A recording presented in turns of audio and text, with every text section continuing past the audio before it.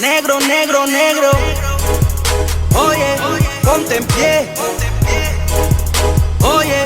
Hola, buenas tardes, bienvenidos a UHURU África Televisión. Una vez más inauguramos nuestras sesiones de entrevistas, esta vez pues con una de las personas más importantes de este verano que han llegado a España, que es el profesor Dr. Runoko Rashidi, que viene de Los Ángeles, California, uno de los mayores expertos de la presencia africana en Asia y en Europa, y quien ha estado en Madrid invitado por el movimiento panafricanista y ha recibido por parte de la Universidad Malcolmx-Garvey Malcolmx el doctor honoris causa, un reconocimiento dado por la comunidad africana.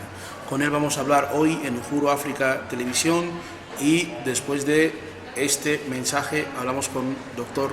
Runoko Rashidi. Bienvenido a UHURU África. Somos herencia africana, orgullo tengo en mi raza. Bueno, como os hemos prometido, después de este mensaje, Runoko Rashidi está aquí con nosotros. Welcome, Runoko. Buenas noches, thank you. Buenas noches, y la verdad es a great honor to have you here in Spain. Is your first time in Spain? Oh no, I've been to Spain several times, but this is the first time I've really had interaction with people, so it's a very meaningful experience. I'm glad to be here. Thank you. We are to Runoko. We are in UHURU Africa Television. It's the TV of African community in Spanish speaking, not only in Spain but in Latin America and Equatorial Guinea. And we want to know, Runoko, what is your origins, personal origins in your background in the personal life? Well, I'm a historian and an Yes. anthropologist. I'm about to turn 62 years old. In fact, I have my 62nd birthday here in Spain. I've been in the movement for more than 40 years. Congratulations. I'm a Garveyite, I'm a Pan-Africanist. I started as a university student, and I've never really looked behind. I thought that I wanted to be an activist as well as a scholar, and that being a historian was probably the best way I could make a contribution. So I've traveled all over the world, identified many black communities, done a lot of research in museums, archaeological things, and here I am today. And Runoko, one of the things that I want to ask you, that many of the most significant Africans, people who brought the Malcolmx-Garvey vision to Spain, people like Akinjelo Umoja, people like Runoko Rashidi, people like Mali Yesitela, or even Molefi Asante. You are part of this tradition with Vamser Tima. Who is Vamser Tima? Well, Ivan Van Sertima was one of our greatest scholars. He came from Guyana in South America. He was born in 1935. And he's most famous for the book that came before Columbus, The African Presence in Ancient America. Yeah. More than anybody else, he showed that African people came to the Americas before slavery. And he was my greatest teacher. I worked with him for 25 years. He's been an ancestor, I think, for 7 years now, and he's sorely missed. Yeah. And when you meet Vamser Tima? I met Ivan Van Sertima in 1981. He spoke at UCLA. I took a day off from work to go and see him, and our relationship began almost immediately. Ivan was also the founder and editor of a publication called the Journal of African Civilizations. And I started working with that organization, or that institution, I believe in 1981, 1982. And I worked with him until the publication ceased in 1999. So Ivan was more of a scholar. Molefi Asante is a scholar, but Akinyele Umoja and some other brothers, I consider them more political activists. Yeah. So we have a tendency to merge the two. We realize that just being a great scholar in and of itself is not going to liberate African people, but we also understand the importance of history, and so in that sense we are very much alike. That point is very important, because I was in high school when Akinjelo came to Spain, 1983. He came with Dr. Makongo Akinjelo. Yeah. They came to present the book on Malcolm X. The name of the book is Malcolm X Habla. And the Malcolm X, la voz de un hombre negro, the voice of a black man. And this was the first time that many young black people in Spain realized that the Afrocentric or activists with academical mixes, it can be something new. And you was member of the political party of Kwame Ture. What is your relationship with Kwame Ture? Well, Kwame Ture was one of my heroes at the time. He was known as Stokely Carmichael, and he's one of the principal founders of an organization called the All African People's Revolutionary Party.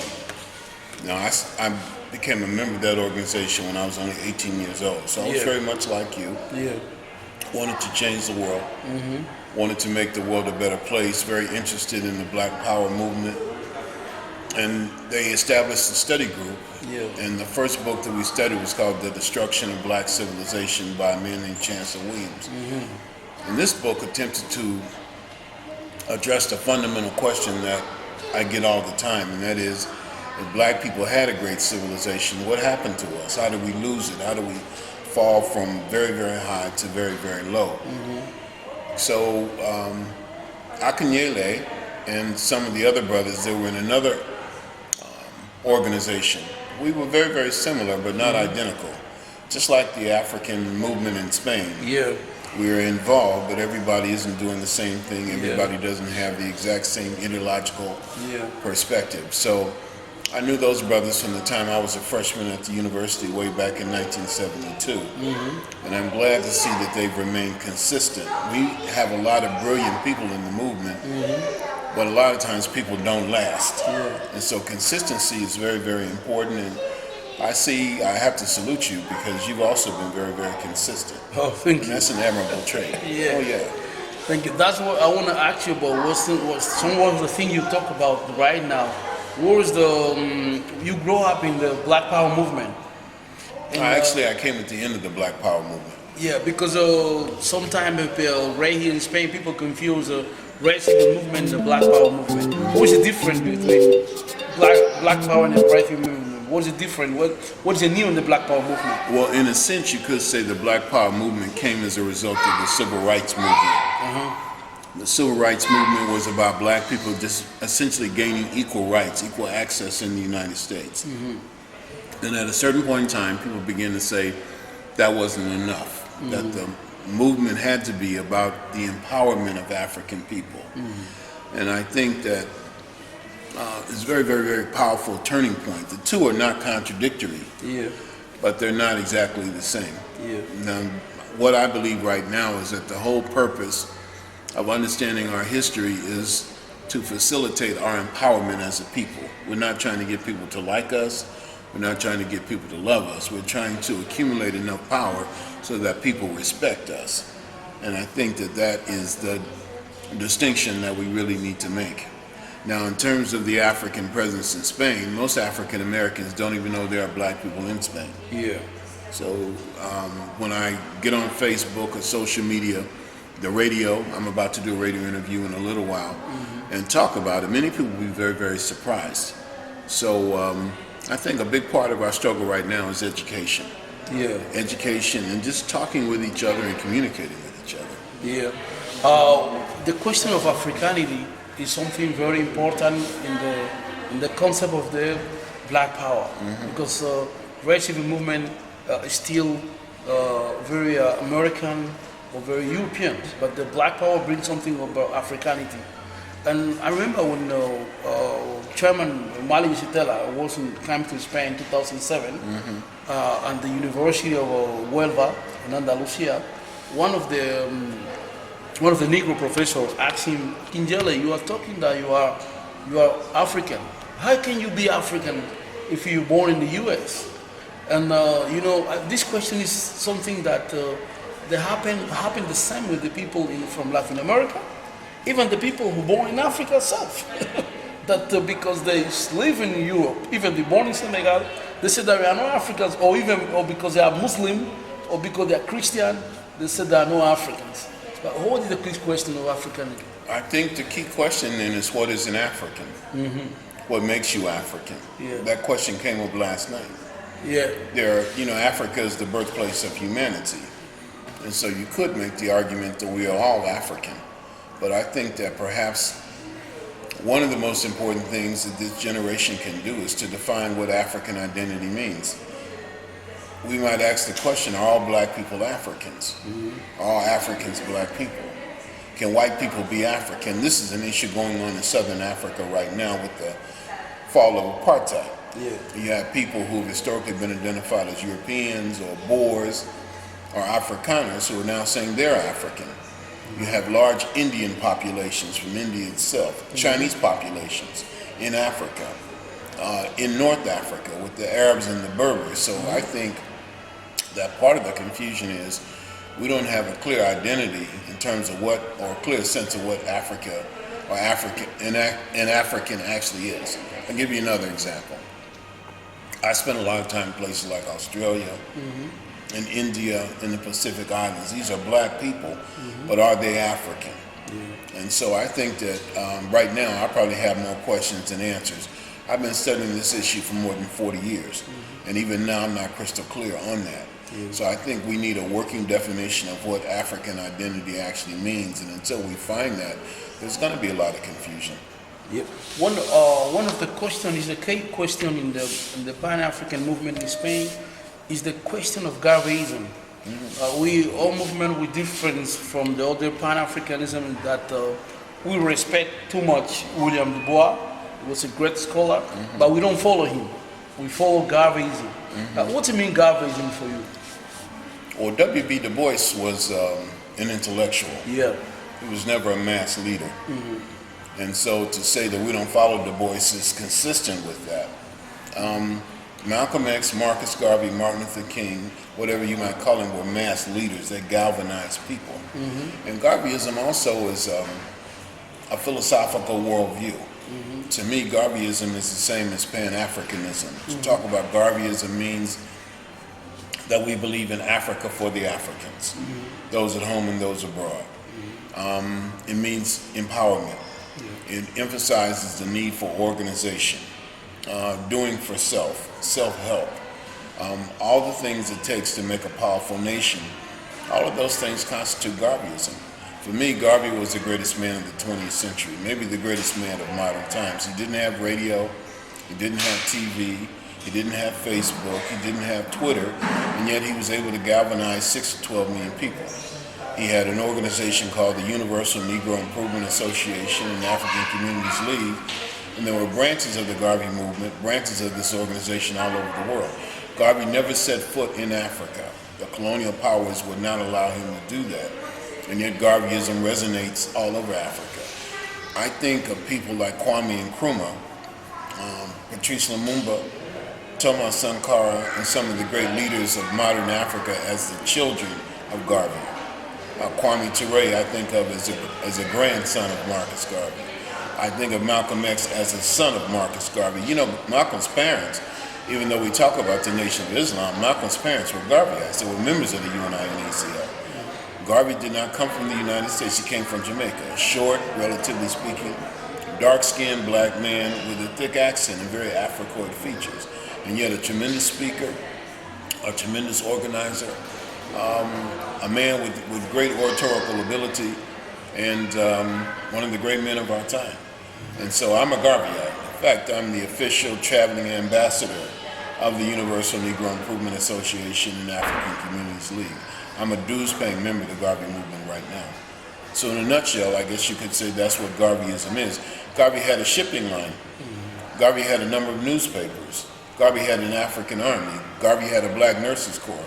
Garvey said that God was black. The university in Toronto. Exactly. Garvey not only that, but he had a black doll factory.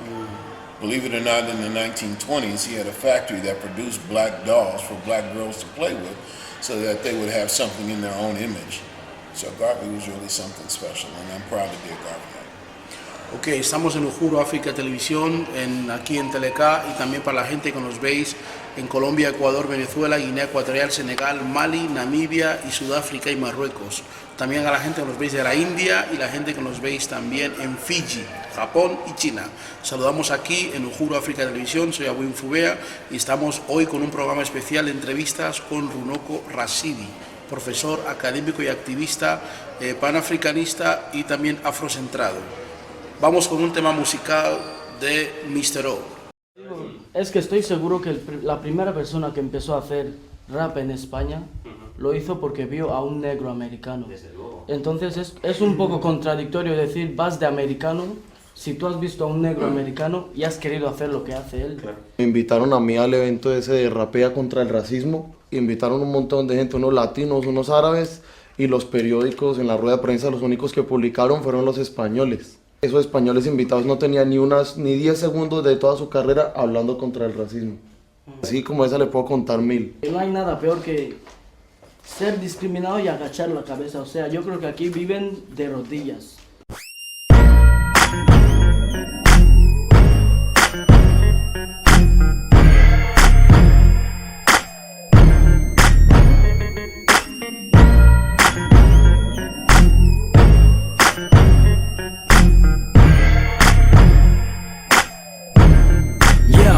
Muchos escuchan West Ghana y piensan, unos flipados que viven en Barcelona, unos niñatos que van de Yankees, viven en España y creen que están en Long Beach.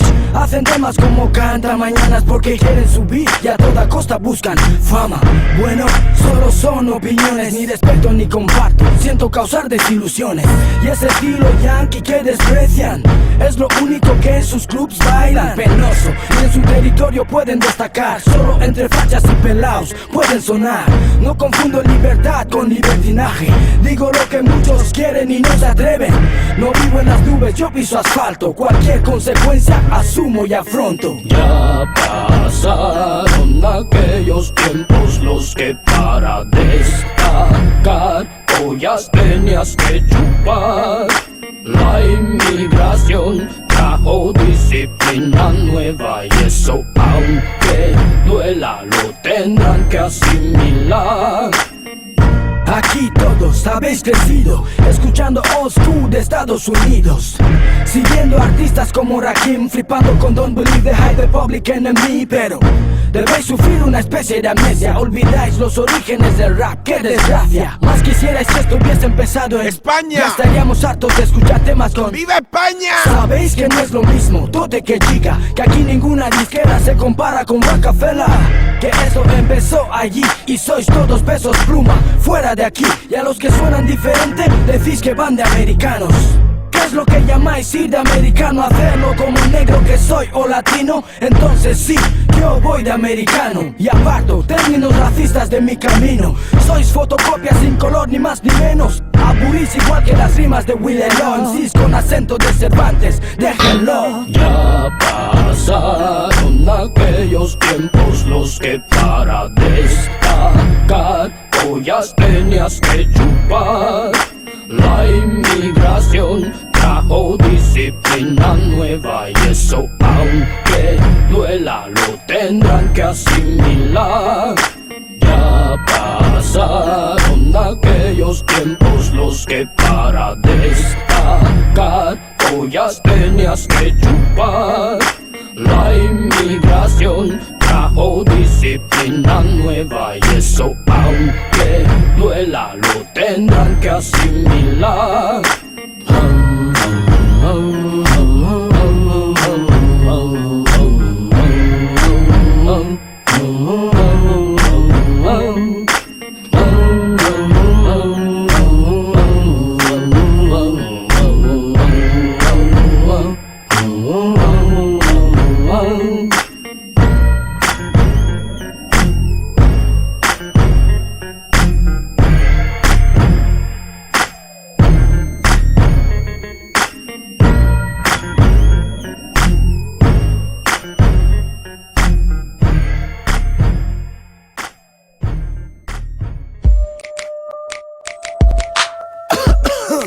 Yeah, and I came in dog motherfucking boat.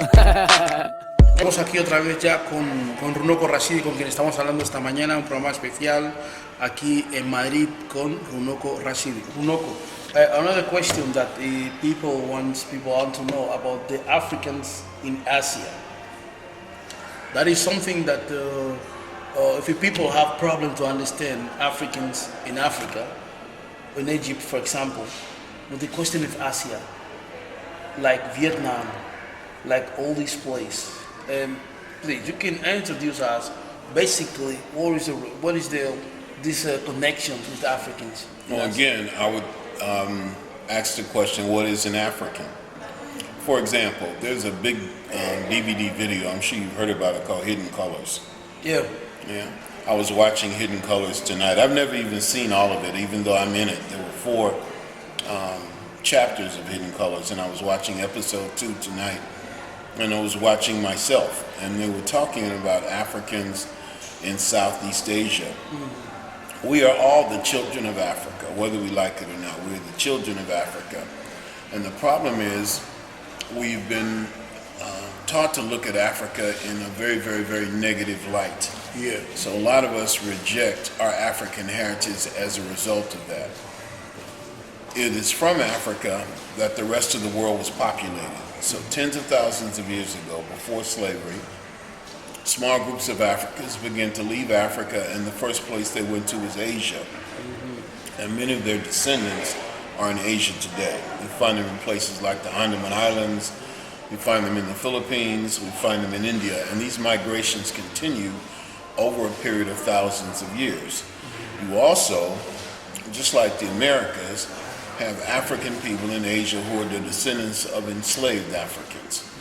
So you have a whole series of migrations that have lasted for tens of thousands of years and are still going on even now. So Asia has hundreds of I think I could say hundreds of millions of people who phenotypically look like other Africans.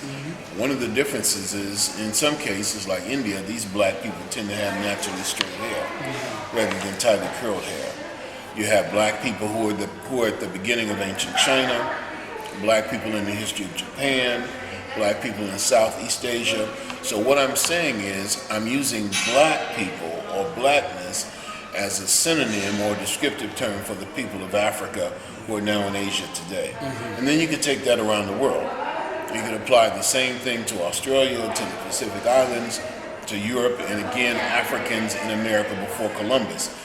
This is a big deal in the movement right now. People are saying that Africans are the Native Americans, that black people in the United States today, this is an argument some people are making, and in my opinion, an incorrect argument, is that a great number of us did not come over to the Americas as a result of slavery, that we were always there from the very beginning. And so what I'm saying is that history is the movements of people, that you have ancient migrations, you have African people who have also planted the seeds of classical civilization in Asia and other parts of the world. You have Africans who are captured and enslaved. You have Africans who fought in European colonial armies and therefore are scattered around the world. And now you have Africans, because Africa has been raped and robbed and pillaged, who are leaving Africa, risking their lives to go to other parts of the world for what they perceive as a decent way of life. And so when you put all of these things together, this constitutes the African diaspora, including the African diaspora in Asia. Yeah, that is something that I was realized when we talk about the Mexico, because Mexico is a very central point in the question of America. Who is Olmecs? Because I remember when the Spanish government celebrates the 5 centenaries of the so-called discoverer Columbus, and they named it this event Encuentro entre dos mundos. It said that the meet between two worlds, Indians and white, but no blacks, no Africans. And one of the arguments is said that the Olmecs was built by the aliens that come from Jupiter or something like this. What about Olmecs? Well, the Olmec civilization, and it's spelled O-L-M-E-C, the Olmec civilization is what we call a parent civilization. The Olmec civilization is the first civilization of the Americas. It began something like 4,000 years ago, and it flourished 3,000 years ago. And what stands out most about the Olmec are these massive stone heads. There are 20 of them, and I've been able to see and photograph every one of them. And each one of these heads look like you and me. They're clearly and distinctly Afrocoid. So this has perplexed many archaeologists and anthropologists who have a racist viewpoint and who believe and who argue that African people never had the capacity to leave Africa before enslavement. So the Olmec civilization existed in Mexico. It came before the Aztec, it came before the Maya, it came before anybody, and there was an African elite element among the Olmec. I'm not saying that the Olmec civilization was African. I'm saying there was an elite element among the Olmec that was African. And this gets me in trouble with a lot of people, but I'll give you an analogy. In the United States today, as you know, we have an African-American president, an African-American First Lady, an African-American Attorney General, an African-American National Security Advisor. We have celebrities like Beyonce, like Oprah Winfrey, like LeBron James. But that doesn't mean the United States is an African country. It means that the United States is a country in which African people play a very elite role. Well, the Olmec world was very similar to that. It wasn't an African civilization. We don't want to take away anything from the Native Americans, but it's clear that among that civilization, African people played a very, very elite role. The Olmec are the first people in the Americas to engage in building cities, to be able to move large objects in stone, to have calendars, even to engage in organized sport.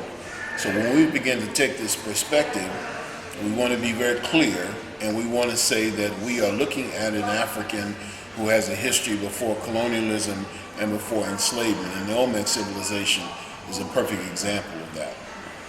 Well, I mean, one of the guys who talked too much about the Olmec and other things was Dr. Ben. I remember Dr. Ben was in Barcelona. He wrote a book in Spanish, El Hombre, la Familia Negra del Valle del Nilo. And what's your relationship with Dr. Ben? You meet him, know him? Well, Dr. Ben didn't write a book in Spanish. His work was translated into Spanish. Yeah, good. Just like I'd like to have mine translated into Spanish. Yeah. As you pointed out yesterday, Spanish is spoken by tens of millions of African people. Yeah, I needed this small book. You got it. I'm familiar with the book. Yeah, and small one. I want to do it. Unfortunately, many of these African people in the Spanish world don't know much about history. Yeah. Africans in America probably have greater access to historical knowledge than any other group of Africans in the world. We have more resources than most other Africans. We have the time and liberty to study, to read, to write, to move around and do research.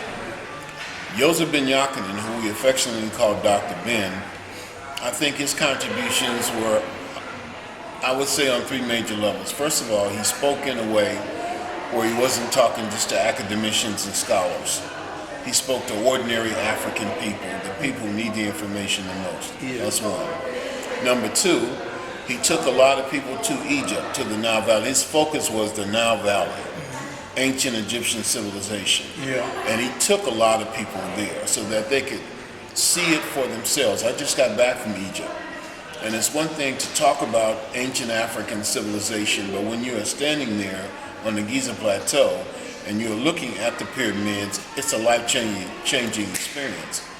I mean, it's phenomenal. And Dr. Ben was the person who began those tours. And I would say he probably took tens of thousands of people to Egypt. And then the third thing that Dr. Ben did, I think is very important, is he talked about the African origin of major Western religion. Religion is a big deal, as you know, for our people. Yeah, that's right. And so he began to destroy a lot of the mythology about ancient religion. He talked, for example, about how the Ten Commandments can be found in what we call the negative confessions of Ma'at. Yeah. And he talked about people like Osiris and Horus and Isis, people who formed the Holy Trinity thousands of years before Jesus and Joseph and Mary. You know, he talked about the concept of resurrection that's coming out of Africa. So Dr. Ben is really an iconic figure, a tremendous person in our history. I had the pleasure to know him very well. I traveled to Egypt with him on 4 occasions, and I'm sorry to say he died about a year ago. Yeah, I mean, I saw the transition ceremony of Dr. Ben is on the internet, and many of the people who follow this academical and Dr. Ben, mostly in the religions way, and Judaism, Christianism, and Islam. He was explaining all this. Well, Dr. Ben realized what a hold that religion has on African people. And so it's a very sensitive subject, but he didn't shy away from that. Dr. Ben was very brave, he was very courageous. He lived a long time. He lived to be almost 90 years old. And he had a huge impact, like Ivan Van Sertima and like some others. Another person, we've talked about Malcolmx-Garvey, we've talked about Kwame Ture. You can include people like John Henry Clark, another great African scholar who was a contemporary of Dr. Ben. My brother Asa Hilliard, a great educator. So it's ironic to me that in many cases the descendants of Africans whose ancestors were actually enslaved, who were taken out of the door of no return, have played such a pivotal role in the reawakening of the African mind. And Dr. Ben was certainly among the foremost of them. Yeah, it's something that you say about the problem of the history and 200 million of African people who speak Spanish. I know that he was in Bolivia. We meet in Bolivia the first time. He was in Colombia, Ecuador, Venezuela, and right in Spain. What is the problem is this? In the European, in a Spanish cultural way, the history and the cultural way is for elite. And the elite were those African who was living in a house. That is the African who teach or can teach. But the white power is strong in the academical system. So Dr. Ben, Lefi Asante, Kingele, Runoko, Jesitela, all these people, they see them like revolutionaries or some people who we must hate them in terms of the study, in terms of intellectual analysis. And the tradition of intellectual in Spain is house Negro intellectual, come from Senghor, Leopold Sedar Senghor. They never talk about Sheikh Anta Diop. The first book of Sheikh Anta Diop was translated last year in Spain. Oh, I didn't know that. Yeah. Yeah, now it's 2 books now translated in Spain, but Sheikh Anta Diop in Spanish.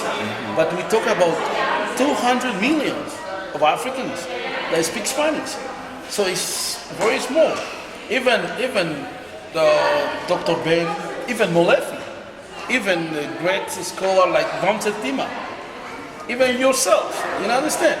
If you look at the dimension of these people today in this century, it's something very, very problematic to understand. I don't know how we can jump this process of very, I don't know what to say, that the very institutional process to get it in the other way. Well, I think that you are doing a good job. I think that we are looking at history, but at the same time we're making history. The fact that I've been to Spain several times, but this is really the first time I've done an interview of this type. Last night was the first time I did a lecture or presentation of that type. We're talking about translating some of my works into Spanish. This is historic. It takes time, it takes patience, but it also takes vision. And that's one thing I have to give you. You have a great vision for African people. And when I meet younger brothers like yourself, you're 20 years younger than me, it makes me feel like we do have a future, like we're on the right path. But we have to be consistent, we have to be patient, we have to work hard, and we have to have a plan, not just for today and tomorrow, but for a plan that's 10 years, 20 years, 50 years, 100 years, 1,000 years from now. And I see you being a part of that process. So I just think that we have to continue what we're doing, do it better, do it longer, do it with more people. But I think we're on the right path. Seguimos en UHURU África Televisión, ya estamos en la última parte de nuestro programa. Estamos hoy hablando con Runoko Rashidi. Queremos saludar a Andrea Beatriz, la gente que está organizando en Brasil la marcha contra el genocidio del pueblo negro, también a los hermanos y a las hermanas de Curazao, concretamente a Yomi, también a la gente de Chile que ha estado haciendo la manifestación por la reparación, y también a toda esa gente que han estado participando, el compañero Amílcar Ayala en Colombia, y la gente que tenemos ahí, Campo en Guinea Ecuatorial. Tenemos también a gente que nos ha escrito desde Canarias, la gente de Azarú que nos mantiene escribiendo, y la gente que nos saluda de Estados Unidos, a quien Yelo Moya, quien desde aquí invitamos a venir a este plató, y a otra gente. Es la última parte ya de esta entrevista con Runoko Rashidi, y vamos a preguntarle sobre la figura de quien este año cumple 30 años de su fallecimiento, la obra de Cheikh Anta Diop.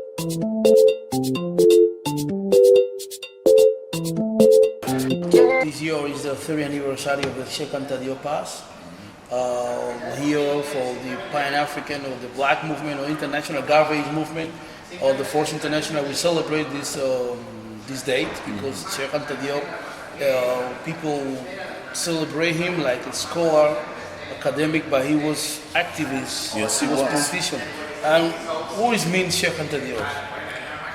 I would say Cheikh Anta Diop is the greatest scholar we've produced. Cheikh Anta Diop is comparable to W.B. Du Bois. In the 1960s, maybe it was the 1950s, I think that Du Bois and Diop were acknowledged as the two greatest African scholars of the 20th century. So Cheikh Anta Diop was born in Senegal. He's a great Egyptologist. He showed more than anybody else the African roots of ancient Egyptian civilization. But Cheikh Anta Diop was also a Pan-Africanist. He believed in the unity of African people. He believed in using scholarship, African history, as a platform or foundation from which to move our people forward. So Cheikh Anta Diop was one of our greatest scholars. Also, unlike the other scholars and activists that we talked about, Cheikh Anta Diop came from the Francophone world. He came from a former French colony, Senegal, and certainly his work is unsurpassed. We call him the pharaoh of Nile Valley Studies. I want to mention one other person too.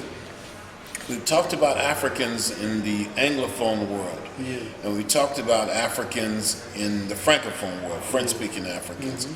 But the area where we haven't really talked very much, in fact, I don't think we've talked about it at all, are Africans in the Lusophone world. In other words, Portuguese-speaking Africans. And there's one great African scholar in particular that comes out of that world, comes from Brazil, named Abdias do Nascimento. And I think he's somebody else that I would at least like to acknowledge in the course of our discussion. Abdias, he was one of the great scholars. And he only died about 2 years ago. And he has people who follow him like Hamilton Borges, Dr. Andrea Beatriz, who was the people who built Quilombo X, and they built the campaign Realia. It's the campaign for reparations against the black genocide in Brazil. And when Lula came to the power, destroyed the movement because all the black movement vote for him, and the left movement approached African masses, but the African masses they didn't went to office too much. Many people went to office and they left the grassroots movement, the movement will disappear. And Hamilton Borges and Andrea Beatriz, they built the movement again because it was MNU, United Black Movement. Well, you know, Brazil is the largest concentration of Africans in the Western Hemisphere. And slavery was only abolished in Brazil in the mid-1880s. So I just think it's wonderful that we're having this conversation, having this discussion. It's historic. And again, we are the descendants of Africans who were colonized, Africans who were enslaved, and yet we have not been destroyed. We're still here, and we're talking about empowering ourselves. I don't think we should ever lose sight of that. That's why, because in the job I tried to do with the brothers the last 20 years was the Build International movement that we call Cuarta Internacional Garveyista. And we have chapters like brothers in Chile, like UHURU, like Rastafarian movement in Chile. Isn't activist. It's not just abstract, religious. It's a very activist in the community in Chile. Now the movement in Chile, Rastafarian movement, is fighting, but because the president, Michelle Bachelet, recognize black people inside the official document, because black people don't appear in the official document. Okay. And we have some of the brothers and sisters like Curaçao, when the group is doing there, because Curaçao is still colony of Netherlands. And the African people in Curaçao, they are organized for reparation. Okay. And 2 years ago was a new book written by the Professor Stephen Moll about the reparation in Netherlands, in Curaçao. And we have another place like Santo Domingo, Okay. with the sister like Lourdes Antoine. You know, the sisters, they are organized to keep the right for the Africans, because the Santo Domingo government make a law that all Santo Domingo people who roots come from Haiti are gonna be without paper, with documents. So these need to organizations in the place to fight for these questions, but with the perspective of the Garveys. The leader of this movement, they call Sister Lourdes Antoine, who is one of the leaders of the movement in Santo Domingo in Haiti, in the perspective of Haiti. I got to make you question on Haiti revolution, then make you then. And we have other brothers in Colombia, like brother Luis Alberto Alarcón. You meet him yesterday. The tall one from Colombia, and a brother Ayala. It was Amilcar Ayala. The people who talk about reparations, because the question of reparation means high conscience and political and social implication and compromise. Okay. Because we here in Spain, we want PNL. It's an official declaration, statement of apology, making by Parliament, all the party of the Parliament. But now we have the responsibility to take this official statement in something great, something real for the social movement. In terms of immigration, in terms of the women, in terms of the many social problems. And that's why we have some contradiction with our brother who, that's why I told you that we respect Du Bois, but we don't believe in, because the brother who believe in Du Bois, they said that we don't need to do anything because the history will change because Obama is coming, blah, blah, blah, blah. You understand? So we have this problem with them because we suppose that when we achieve this declaration, we statement of declarations, we made a strong work because we brought Steve Cohen. He's a congressman, for Democratic congressman. We brought him here because we wanted that the Spanish government saw that what we are doing is nothing new. People is doing in the US. So we don't ask nothing different than what people call in London, like Sister Esther Equa in London is did, like O'Malley Yesitala is did in the US, the Collins in the Tribunal for Reparations. In the 2010 we went to tribunal in Berlin, the reparation tribunal in Berlin for the people camp. So one is the thing I want to ask you about all this process is the reference of Haiti, because Haiti is very symbolic for Pan-Africans people. Haiti, because when people see Haiti today, and what Haiti means, you have many contradictions in what this means and what really Haiti is. Who is Haiti for you? Okay, well we can make this one the last question, the last issue. Haiti is tremendously significant. What we're really talking about is the Haitian Revolution. At one point, Saint-Domingue, Haiti, was the richest colony in the Western Hemisphere. And Africans were treated very brutally there by the French and the Spanish. And then, of course, you know, more than 200 years ago, those Africans rose up. And it's one of the greatest revolutions, one of the greatest insurrections in history. And the impact of the Haitian Revolution was felt throughout the Western Hemisphere. I mean, it inspired revolutionary movements throughout the Americas, and it still does. So we cannot praise the people of Haiti enough, and they have also made great sacrifices. You could say that the Haitian people have been punished, even now, for the role that they played in striking a blow for liberty in the Western Hemisphere. Against Napoleon. So Napoleon, But I mean, the Haitians were forced to pay reparations to the French for the loss of their property being us. So when you think about people like Empress Felicity, because we can also not leave out the role of African women in the Haitian Revolution, but more prominent people like Boukman and Toussaint Louverture and Jean-Jacques Dessalines. These are really, really heroic figures in our history whose names resonate with us today. So we cannot say enough about the sacrifices that the people of Haiti have made.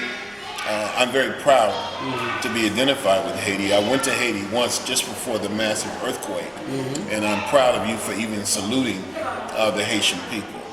I have to say, brother, in closing, that you have really impressed me. I was delighted to meet you in Bolivia, but you've been very, very consistent. And just in the last day or so, the last few days since we've been interacting, my estimation of you has just gone in leaps and bounds. I'm proud of you. I'm pleased with what you're doing. I know it's not just you, but you are the figurehead, you are the leader that I've come to admire more than anybody else in terms of Africans in the Hispanic world. So I salute you, and I look forward to working with you again and again and again. And thank you for having me on tonight. UHURU Runoko. Hemos hablado con Runoko Rashidi, que es una autoridad académica y también es el doctor honoris causa por la Universidad de Malcolmx-Garvey en Madrid, y también es alguien que ha sido y es un activista y un referente de la causa africana. Ha estado aquí con nosotros en Madrid, hemos inaugurado esta sesión de entrevistas. Volveremos a conectar con él y hemos estado aquí en los estudios, bueno, en el hotel donde él está, nos ha recibido, y también ha estado detrás de la cámara José Javier Monroy, con quien hemos estado aquí haciendo una entrevista a Runoko Rashidi. UHURU África va a volver a partir de septiembre con todos ustedes para tratar temas africanos, temas que tienen que ver con el pensamiento africano, y vamos a seguir atacando tu plantación. Como dice el dicho de UHURU África, tienes derecho a permanecer negro, estúpido e ignorante. UHURU África. Somos herencia africana, orgullo tengo en mi raza.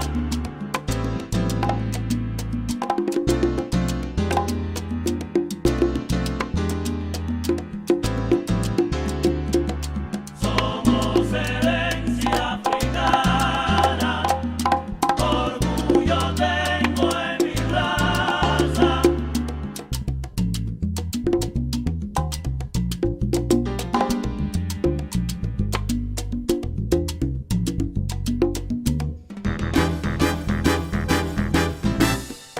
Hola, buenas tardes. Mi nombre es Felipe Manguiro Bian. Los invito a ver UHURU África TV, tertulia sociopolítica panafricanista en las redes sociales los lunes, sábados y martes, o en la TDT.